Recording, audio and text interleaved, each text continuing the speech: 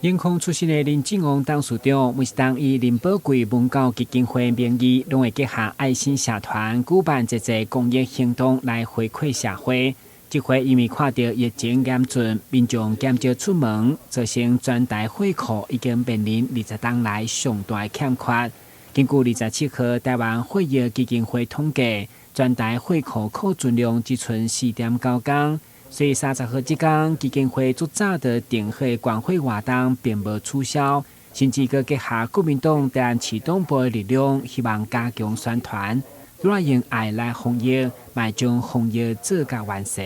祥利工业有一个林宝贵基金会啦，这是无对外在营业，我们是把祥利工业一些资源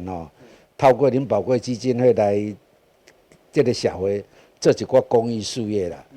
咱长期和市党部这边拢有咧搭配办一寡捐血来义运活动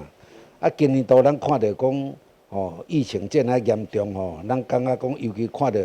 所有的全国拢咧血荒拢欠血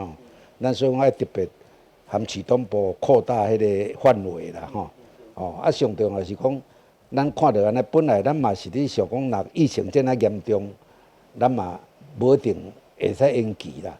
但是咱的全国指挥中心伊就讲捐血这个活动可以做，毋过阮主办单位我嘛足戒慎恐惧啦所以阮同意的是一寡除了迄个社交距离以外，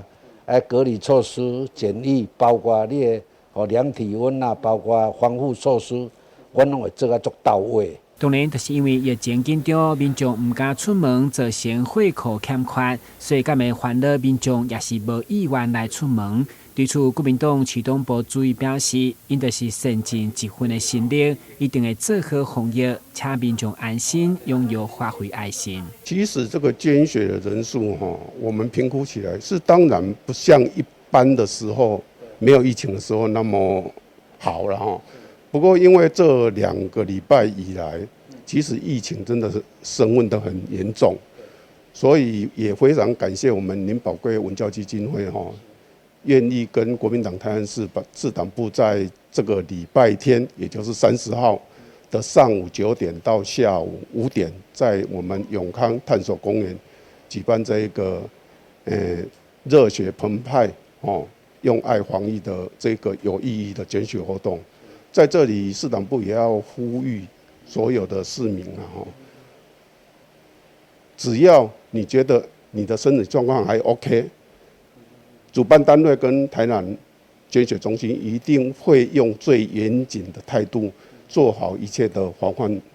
疫情的措施。台湾加油！加油！台新闻顾问及林根采访报道。